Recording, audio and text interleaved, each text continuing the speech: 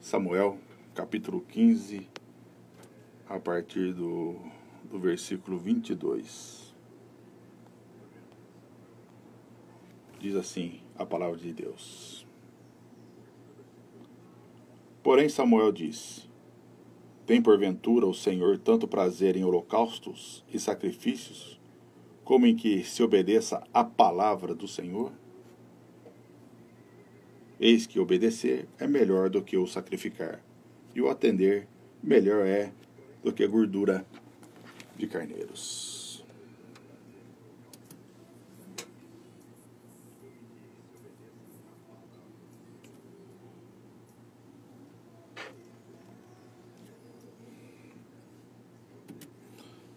Irmãos, nós sabemos que eu estou longe, né? E lá em Rondônia tem muitas igrejas evangélicas, tem muito cristão lá, né? E como aqui em São Paulo, às vezes demora um pouquinho mais para chegar as coisas do que já chegou aqui, mas o que nós vemos dentro de muitas igrejas, e eu quero que você, dentro desse pano de fundo que eu estou fazendo, não estou aqui para ficar criticando e metendo pau em igreja, não, irmãos. Pelo contrário, eu quero que nós façamos uma exortação de tudo que vem acontecendo, né? E a gente sabe da feitiçaria que está dentro das igrejas. Nós sabemos disso. Muitos aí feiticeiros que se dizem convertidos, eles saíram avisando que os satanistas e os praticantes da feitiçaria se infiltraram nas igrejas. Escreveram livros a respeito disso. Principalmente nas igrejas, entre aspas, carismáticas, pentecostal, neopentecostal. E esses bruxos, né, como tem no Brasil, tem alguns bruxos que escreveram falando, e fala que o propósito é enganar e fazer naufragar a palavra de Deus, pastores, presbíteros e etc. Né? E você vê que realmente a palavra de Deus ela é escassa em muitos lugares. E lugares que pregavam a palavra se renderam a essas feitiçarias, essas idolatrias. Apesar de falarem que não tem essa idolatria, elas têm a idolatria dentro da igreja. Alguns idolatram pastores, idolatram apóstolos, idolatram instituições religiosas, né, denominação. E então, dentro do quê? Eles corromperam a palavra. Essa feitiçaria, né? A palavra ali, farmaqueia, que nós podemos ver isso lá em Gálatas capítulo 5, versículo 19, que quer dizer a farmaqueia, uso de administração de drogas, envenenamento, mas também fala que é feitiçaria, fala que é artes mágicas, que é frequentemente encontrado em conexão com a idolatria e estimulada por ela. E fala em uma metáfora as decepções e seduções da idolatria. Então a idolatria ela se adentrou à igreja, não só católica, como nós vemos a questão do santo, mas também na igreja evangélica. Eu acho que isso é chover no molhado, né, irmãos?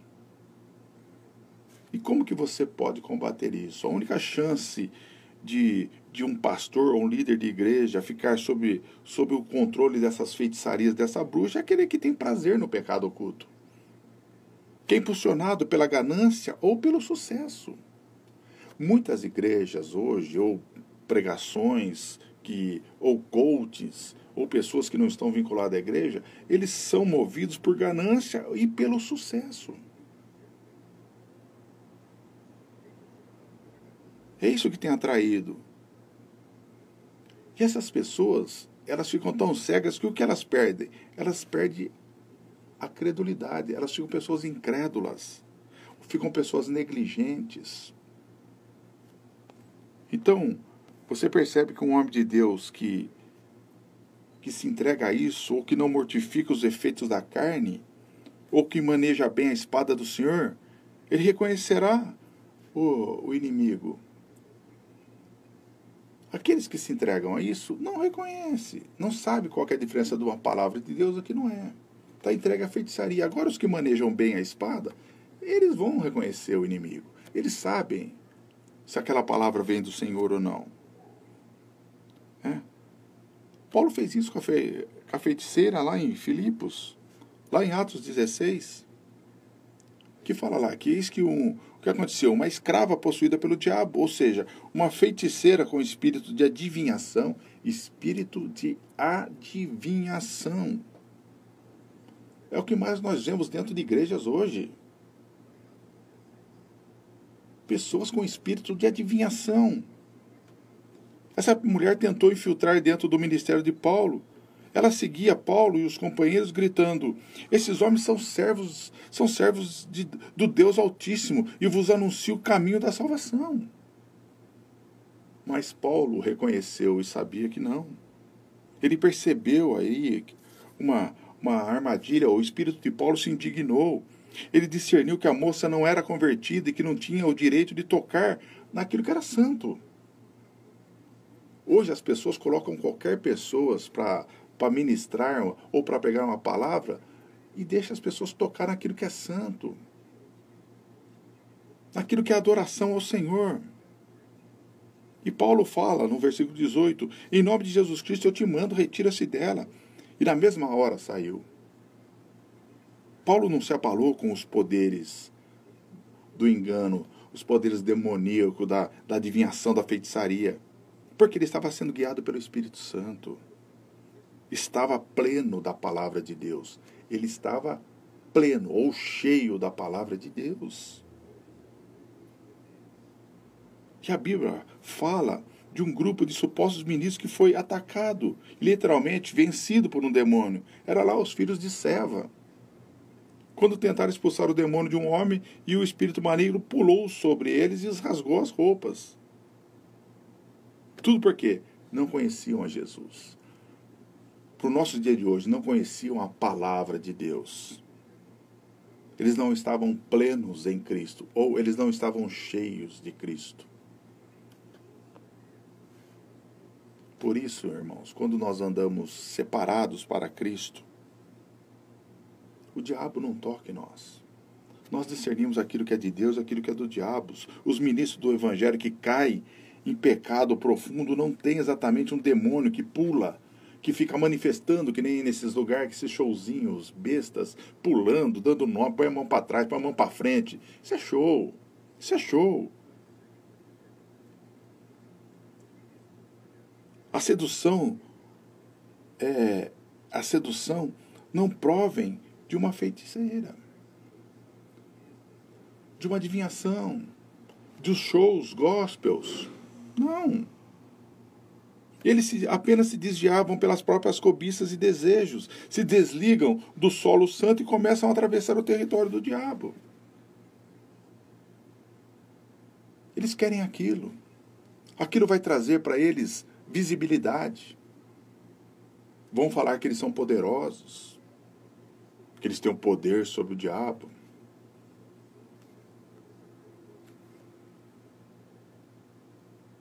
Por isso, irmãos, nenhuma congregação que ande na santidade e no temor de Deus pode ser iludida ou controlada por bruxos, por maus espíritos. Só as igrejas obcecadas pelo prazer, que rejeitam a Bíblia e a santidade, são abertas às tentativas de Satanás para entrar. Porque o mais importante hoje é ter igrejas cheias. O mais importante hoje é a arrecadação, é a ganância. É aparecer. Pessoas tomam o lugar de Cristo com uma facilidade impressionante. Eles não querem mais se opor. Eles não querem ficar mal com as pessoas. Não importa o que vai fazer. Não importa se o teatro é bom ou é ruim, se o teatro vai glorificar a Deus ou não, nem sabe quem são aquelas pessoas do teatro. Músicas carnais. Músicas que glorificam o homem. Pessoas que estão a fim de aparecer em nome do Evangelho, em nome de Cristo. Nós sabemos que a Bíblia fala que isso ia acontecer. Queriam negociar o nome de Deus. Queriam ganhar dinheiro com o nome de Cristo. Tudo isso nós sabemos. Por isso, em qualquer lugar onde a palavra de Deus for exaltada, em qualquer lugar em que as pessoas se separem da corrupção e do mundo, onde for que haja arrependimento verdadeiro e obediência à palavra, ao Espírito Santo, lá Jesus Cristo sempre manifestará a sua presença, sempre.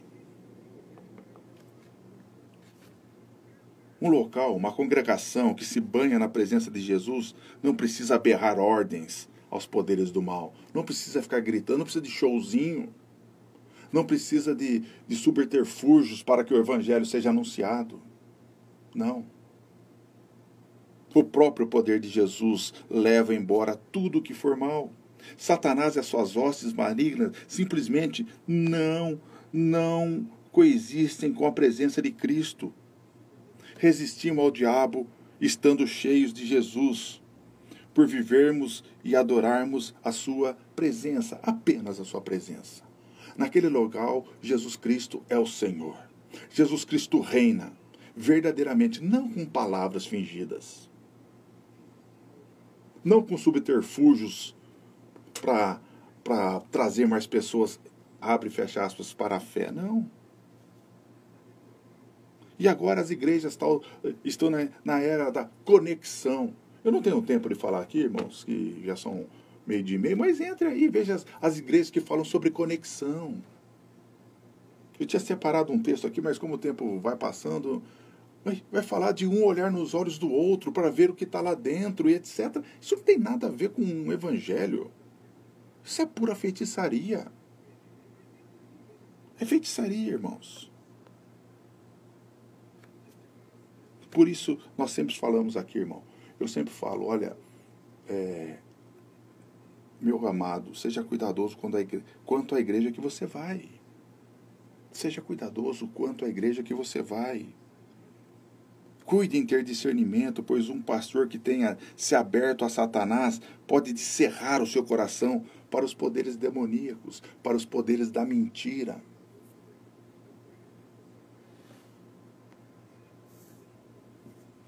Mas não é sobre isso que eu gostaria apenas de falar.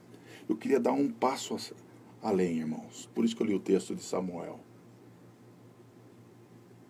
E aí entra para nós refletirmos aonde eu refleti estudando essa palavra.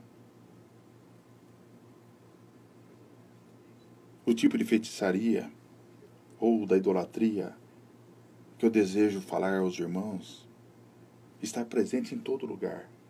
Em todas as igrejas, em todo lugar que pregue o evangelho, na minha vida, na sua vida. Na verdade, em todas as igrejas do mundo, em maior ou menor extensão, que pode ser só uma semente, mas mesmo assim está presente. A gente pode perguntar, como que o diabo pode enganar as pessoas, aqueles que são eleitos de Deus?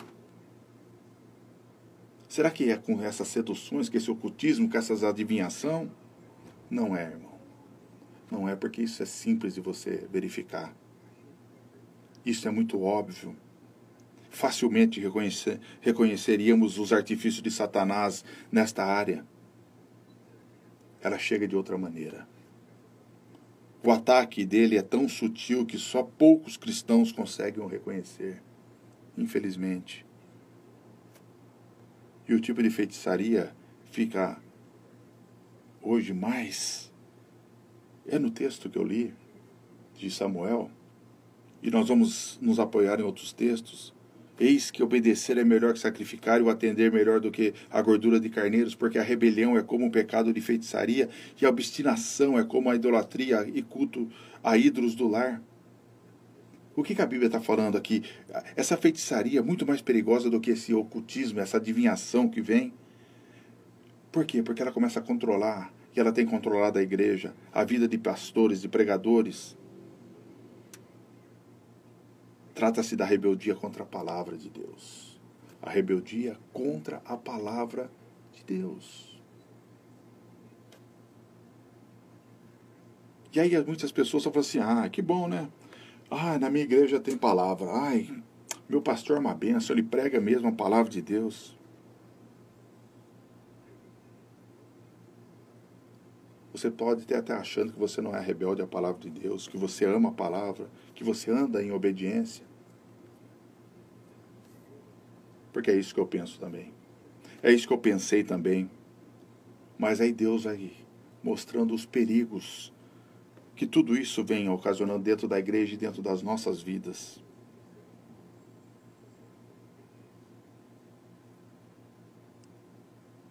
O que Deus está nos falando sobre essa semente do seu início é exatamente aquilo que se manifestou no Jardim do Éden. Todos possuímos o germe deste pecado. Na realidade, você pode inadvertidamente estar sob a influência deste encanto do mal. Da palavra de Deus ser relativa. Da palavra de Deus ser a palavra que as pessoas falam em cima de um púlpito. E aí Jesus nos dá uma parábola que expõe bem essa, eu vou chamar de feitiçaria. E a palavra dos lavradores maus, que nós já lemos muitas vezes, eu tenho certeza, eu já li muitas vezes, já orei a respeito dela, mas eu pude enxergar algo diferente nela. Porque lá em Mateus 21, a partir do versículo 33, ele fala assim, que havia um homem dono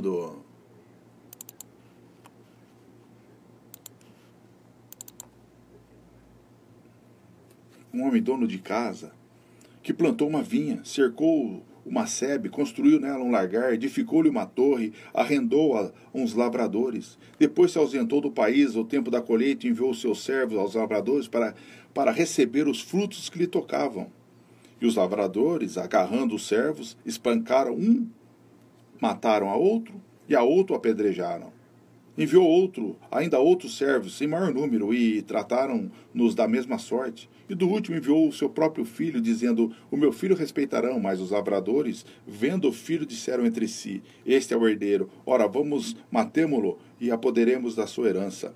E agarrando-o, lançaram-no fora da vinha, e o mataram. Quando, pois, vier o senhor da vinha, que farás àqueles lavradores? Responderam-lhes, fará perecer horrivelmente a estes malvados, e arrendará a vinha a outros lavradores que lhe remetam os frutos nos seus devidos tempos.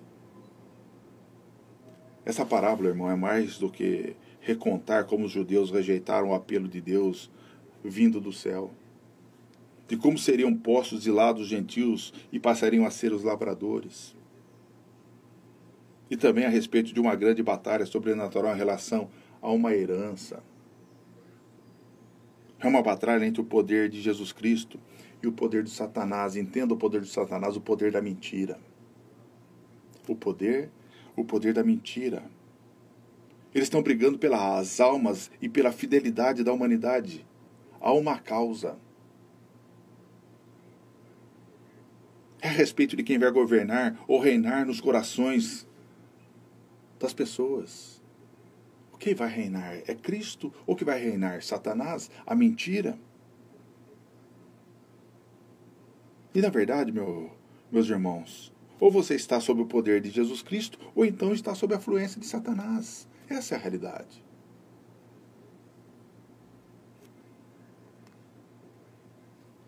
Veja, essa parábola é sobre um povo de Deus que pôde se tornar enfeitiçado pelo diabo e acabar totalmente possuídos por um espírito anticristo. Por uma mentira. Cristo está falando a respeito da forma mais poderosa de feitiçaria, a rebeldia contra a verdade. Por isso que eu chamei de feitiçaria. Por isso que eu li o texto de Samuel. A rebeldia contra a verdade. Foi isso que acabou com Saul. Ele se rebelou contra a palavra do Senhor. E nós sabemos que hoje o Senhor fala através do Filho, como está lá em Hebreus capítulo 1.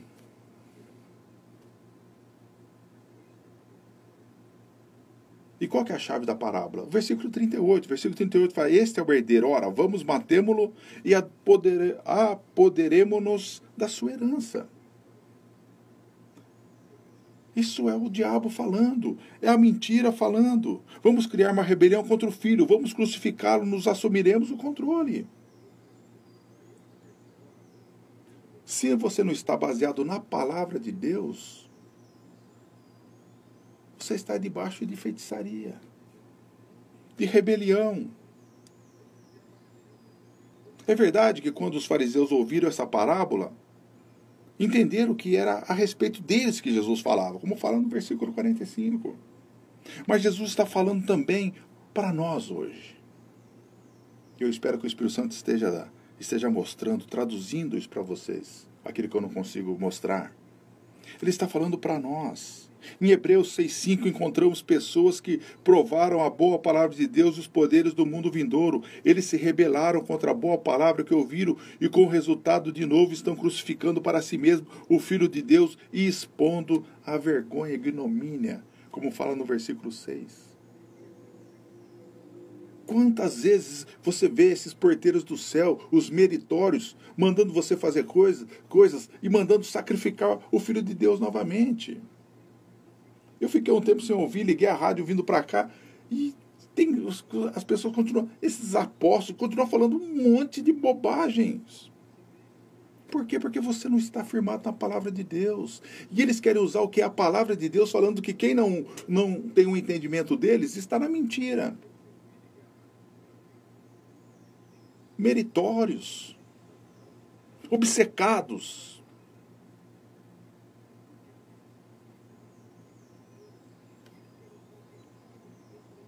Quem está crucificando Cristo mais uma vez, expondo ao vitupério diante do mundo inteiro? Quem? São as feiticeiras? São os bruxos? São os satanistas? São os homossexuais? São os ladrões? São os... Não. São os assassinos? Não. São aqueles que ouviram, experimentaram e participaram da verdade da palavra de Deus e aí permitiram que um espírito de rebeldia fincasse raiz em nós. Satanás se instalou e eles acabaram possuídos crucificando Cristo. Tem pessoas que mandam Cristo para a crucificação toda vez, todo culto. Os católicos vão lá buscar lá na caixinha lá, ó, a Eucaristia. E todo culto tem um sacrifício de Cristo de novo. É só você perceber. Todo culto tem um sacrifício de Cristo. E as pessoas sacrificando Cristo diante de uma obediência humana.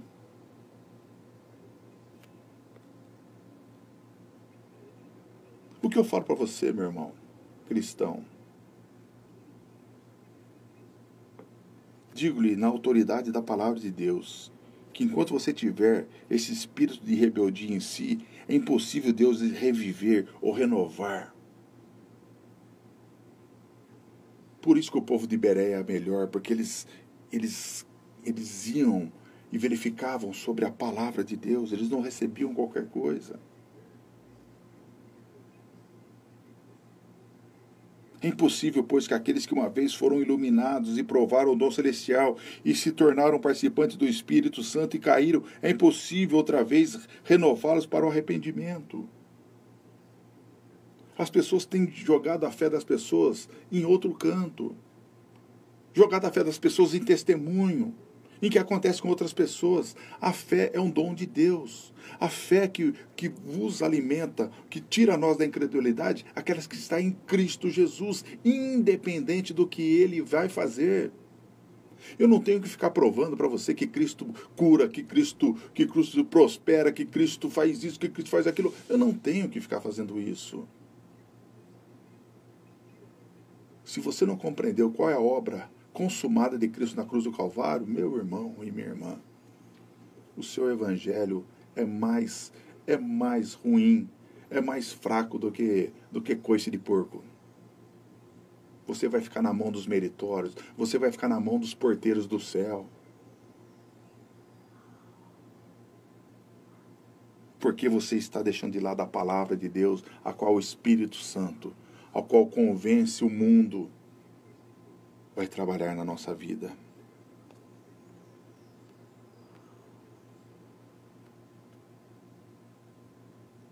E eu creio que isto significa que o arrependimento não tem nenhum efeito naqueles que estão em rebeldia contra a palavra. Não tem nenhum efeito porque vai na frente, volta da frente, se arrepende, volta, vai, volta, vai, volta, vai. Mas se vocês têm rebeldia contra a palavra, e a palavra de Deus vem através do Filho, através das Escrituras. Vamos olhar um pouquinho mais perto, irmãos. Deixa eu ver o horário aqui. Sobre essa rebeldia na igreja contra a palavra. O que acontece, irmãos? Eu sei porque eu posso falar para você por minha vida, por testemunho próprio. A gente cria muitas vezes um fel da amargura, porque nós nos sentimos tristes com o que acontece dentro de um local que se diz igreja de congregação. E eu quero mostrar para vocês o que Pedro utilizou, essa expressão ao repreender Simão, um novo convertido que havia oferecido dinheiro em troca de poder do Espírito Santo, para impor as mãos sobre as pessoas para batismos e milagres. Muitas vezes nós conseguimos compreender por que Deus fez isso na vida de uma pessoa e não fez na vida de outra pessoa. E aí nós vamos buscando pessoas mais poderosas, mais ungidões, porque aqui tem poder, porque aqui que é a mão do pastor, que é aqui que Deus marcou um horário para você ter o seu milagre. E aí eu vendo, porém, Simão, que pelo fato de imporem os apóstolos as mãos, era concedido o Espírito Santo. E ofereceu-lhe dinheiro, propondo, concedei-me também a mim esse poder, para que aquele sobre quem eu impuser as mãos receba o Espírito Santo. E quantas vezes nós vemos isso, irmãos? Quantas vezes nós vemos pessoas que acham que vão transferir poder para outra pessoa, e a pessoa vai lá tentando receber poder daquela outra pessoa. Isso é feitiçaria, isso é idolatria, isso é rebeldia contra a palavra de Deus.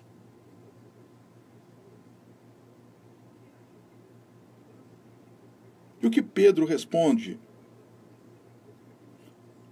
O teu dinheiro seja contigo para a perdição, pois julgaste adquirir por meio dele o dom de Deus. Não tens parte nem sorte nesse ministério, porque o teu coração não é reto diante de Deus. Arrependa-te, pois, da tua maldade e roga ao Senhor. Talvez seja perdoado o intento do coração, pois vejo que está em fel de amargura e laço de iniquidade. O que o fel significa aqui? Inveja. Um veneno perigoso. E Simão estava infectado por ele. E muitas vezes o que acontece dentro de algumas igrejas, congregações, é pessoas alimentando essa inveja nas outras, porque parece que Deus ama mais eu do que ele. Olha, a vida dele parece que está melhor que a minha. Olha, a família dele parece que está melhor que a minha, tá mais arrumadinho. Ele não está passando por isso, por aquilo outros. E aí o que acontece? Então, porque a fé dele é maior que a sua, porque a fé dele é isso, e as pessoas alimentam isso, levando pessoas a dar testemunha. Se aconteceu comigo, pode acontecer com você também. Depende da sua fé. Em vez de eu trazer glória para Cristo, eu estou trazendo um fel de amargura para aquelas pessoas. Elas querem ser iguais, elas querem de alguma maneira encontrar. Aí o que essas pessoas ensinam? Ensinam a você barganhar com Deus. Não é dinheiro. Muitas é dinheiro, sim. Tá certo? Muitos você tem que dar dinheiro. É você barganhar com Deus. Aqui eles estavam tentando barganhar com Pedro, mas muitos tentam barganhar com Deus, ou barganhar com aquele pastor que fez lá a mandinga, ou que vai fazer a mandinga. Você vai dar cenzão para Deus e Deus vai te abrir as portas. Você crê? Se você não crê, vem na minha fé e dá dinheiro, e dá isso, e dá serviço, e doa. É isso. É a barganha, irmãos. As pessoas acham que elas vão conquistar poder, abre e fecha aspas para isso, através de um sacrifício, através de uma obediência, entre aspas, através de uma doação, através de uma campanha, através de um pastor, ou de um apóstolo, ou de um presbítero, ou qualquer nome que você queira dar para o ungidão da sua vida. Mas, na verdade, o que tem no seu coração é um fel de amargura, é uma inveja do que Deus está fazendo na vida das outras pessoas, e você acha que não está acontecendo com você isso, e de alguma maneira você precisa ter.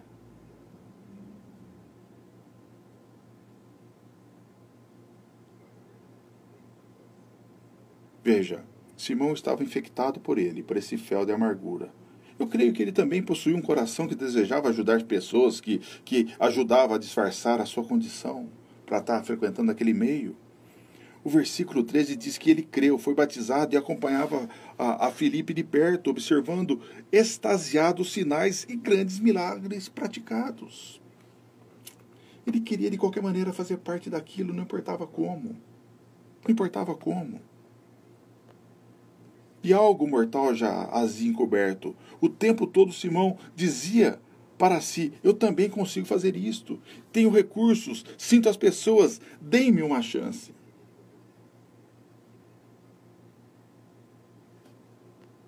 E assim é hoje na obra de Deus. Muitos tentam pegar atalhos para chegar a uma posição de poder e de atividade. Oferecemos os nossos talentos e as nossas habilidades para o Senhor. Mas se você possui o talento e não possui o coração de servo, o coração prostrado, Deus não vai usar. Deus não vai usar.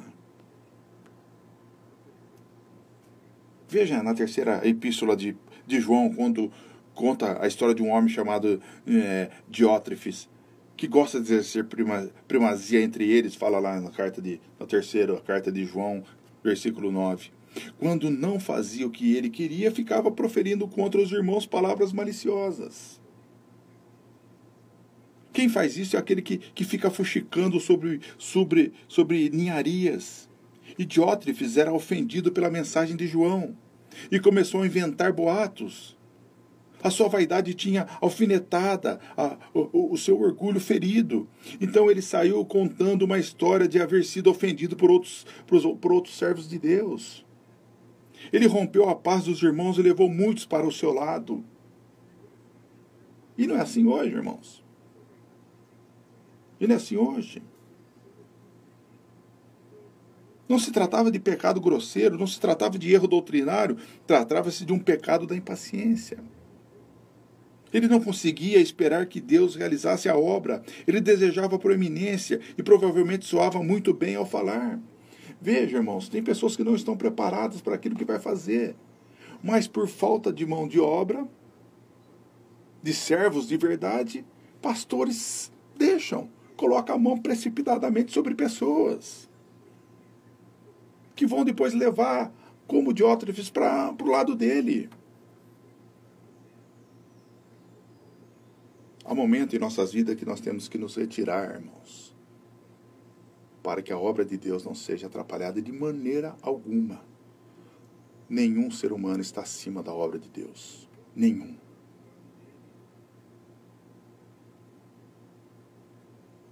A idolatria do eu é uma das piores idolatrias, porque vai contra a palavra de Deus. Veja, um espírito ferido é o solo fértil para essa raiz de amargura. Veja as pessoas, entre aspas, que eu já falei, não gosto de chamar os desigrejados, a qual eu não concordo, mas eu entendo. Muitos desses estão em fel de amargura. Não adianta, muitas vezes, nós acharmos que nós vamos resolver toda a situação. Porque Provérbios 18:14 diz: o espírito abatido, quem o pode suportar? Como que os israelitas, no tempo de Isaías, ficaram tão decadentes, tão desviados, tão rebaixados em tão pouco tempo? Isaías fala sobre isso, explica isso. Desde a planta do pé até a cabeça não há nele causa sã, senão feridas, contusões e chagas inflamadas. Umas outras não espremidas, nem atadas, nem amolecidas com óleo. Isaías 1:6. E o profeta Isaías, ele prossegue prevenindo o povo de Deus, ao qual tinha feridas abertas, chagas e contusões. Ele diz que enquanto eles continuassem sangrando com o sangue nas mãos, Deus não poderia ouvi-los nessa situação. Não é nós irmos contra a palavra de Deus que Jesus vai nos ouvir. Não é porque aquele local está errado e nós temos fel de amargura no nosso coração que Jesus vai nos ouvir. Não. Se você tem isso e você não consegue controlar, se afaste. Fale com Cristo. Se apegue a Cristo. Veja, quando estender as mãos, escondo de vós os olhos. Sim, quando multiplicais as vossas orações, não as ouço porque as vossas mãos estão cheias de sangue. Versículo 15. De qual sangue Deus está falando? Do seu, do meu. Você está sangrando de uma ferida aberta em seu coração.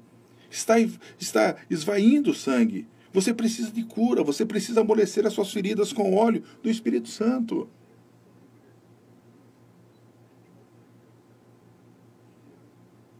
Nós não vamos consertar as igrejas, as denominações.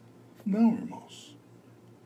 Não é a nossa rebelião, a nossa amargura, porque temos feridas abertas, ocasionadas por outras pessoas, por falsos profetas, por falsas igrejas, por falsos irmãos.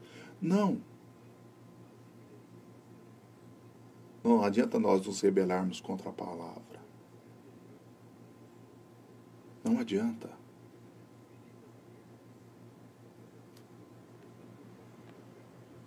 Aqui ele está falando do sangue que é o nosso. Veja, irmãos, contudo, muitos de nós não correm para quem não corre para o Mestre, para serem curados. Vocês não percebem que Satanás está tentando lhes carregar para a feitiçaria da rebeldia. Entenda, Deus não vai ouvir a voz que implora, mas não aceita o seu livramento. E aí eu quero, indo para encerrar, mostrar o quanto essa rebeldia é perigosa, porque Deus a chama de feitiçaria. Os lavradores da parábola que nós lemos são os filhos de Deus. Estavam envolvidos no trabalho religioso,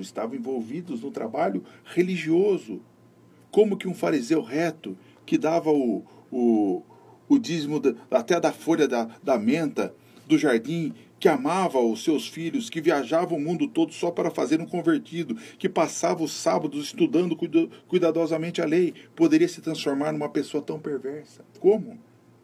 Como esses lavradores podiam, com o tempo, acabar matando, roubando e crucificando o Filho de Deus?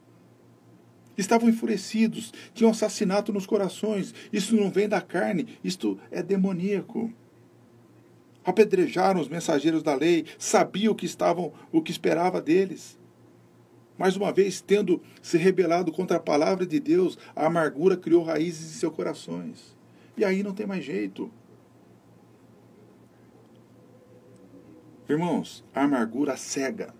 A amargura cega. Você perde a visão espiritual.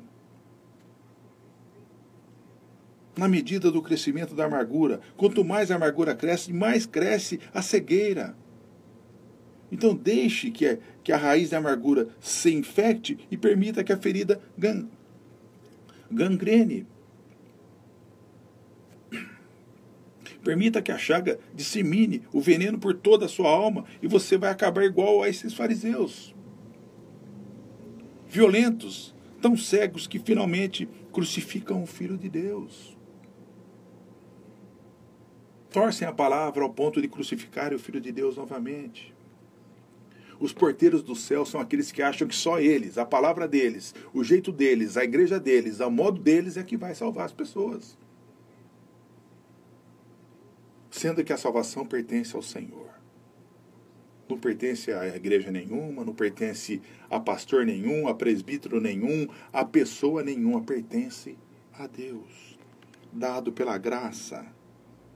Se você continuar no fel da amargura, vai acabar junto às outras almas amargas, na conversa fiada, jogando pedras contra os santos servos de Deus. Porque nós acabamos colocando todo mundo no mesmo pacote e representando o papel de um pobre mártir incompreendido. Ninguém me entende. Vai acabar nas reuniões do fel, onde os outros compartilham de sua própria rebelião, ou da sua rebelião. E se você continuar no fel da amargura, abrirá o seu próprio coração e a sua própria alma à possessão demoníaca, à possessão do engano, a querer crucificar o Filho de Deus novamente. Mandá-lo ao vitupério, à vergonha.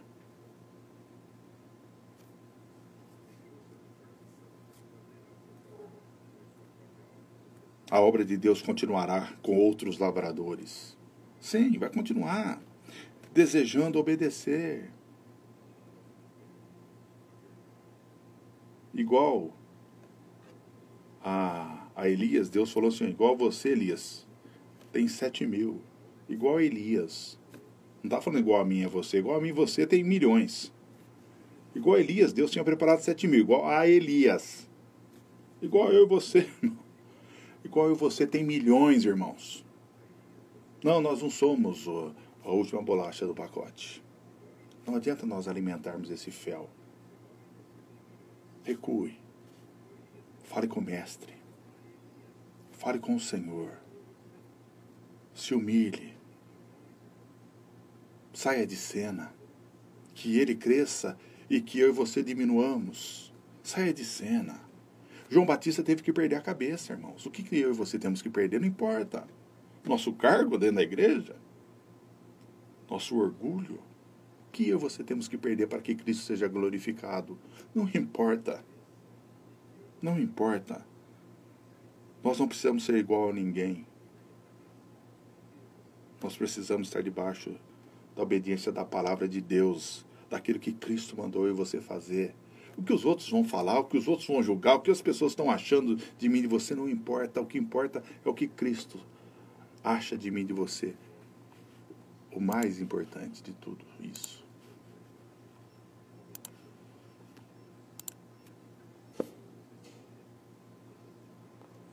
Hoje, infelizmente, irmãos, muitas pessoas acabam perdendo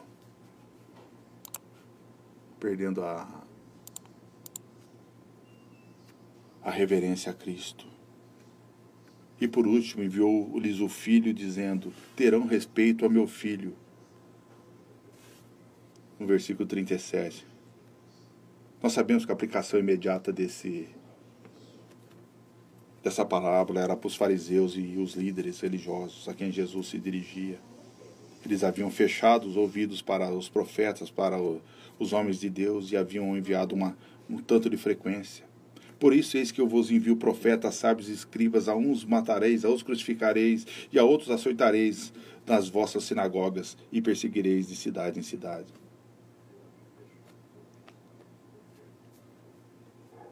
Veja, Cristo havia lhes dito que a rebeldia deles os havia transformado em filhos de Satanás. E qual que era a razão? Porque não compreendeis a minha linguagem. É porque sois incapazes de ouvir a minha palavra. Vós sois do diabo, que é vosso pai, e quereis satisfazer-lhe os desejos. Mas porque eu digo a verdade, não me credes. João 8, 43, 45. Veja, irmãos, independente de qualquer coisa, Deus nos mostra a esperança para os rebeldes. Eu não posso trazer uma mensagem onde a porta está fechada de maneira nenhuma, porque nós sabemos que a porta é Jesus Cristo. Ele que abre e fecha, é Ele que define. Lá em Salmo 107, 9 e 14 diz, pois dessedentou a alma sequiosa e fartou de bens a alma faminta. Os que se assentaram nas trevas e nas sombras da morte, presos de aflição e em ferros, por terem rebelado contra a palavra de Deus e haverem desprezado o conselho do Altíssimo, de modo que lhes abateu com trabalhos o coração, caíram e não houve quem os socorresse. Então, na sua angústia, clamaram ao Senhor. Na sua angústia, clamaram ao Senhor. O que eu posso deixar para você, irmãos? Clame ao Senhor. Clame ao Senhor da glória. O Senhor de toda a graça. Encontre perdão. E daí em diante, siga a Cristo e a sua palavra. E dê fruto para a honra e glória dele.